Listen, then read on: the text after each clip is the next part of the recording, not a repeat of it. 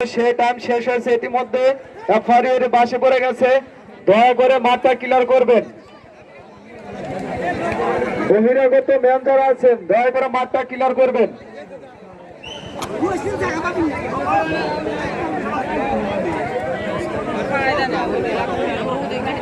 Volunteer ভাইদেরকে দৃষ্টি আকর্ষণ করে বলা যাচ্ছে যে রেফারি স্যারের বাসে পড়ে গেছে, তোমরা নিজ নিজ দায়িত্ব মতে মাঠটা ক্লিয়ার করার ব্যবস্থা করো।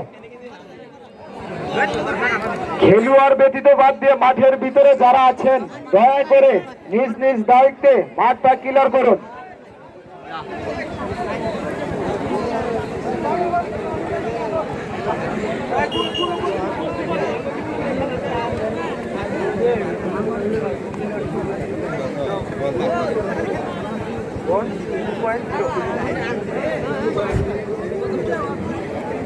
আপনারা যারা ড্রোন ক্যামেরা লাইভ দেখতে চান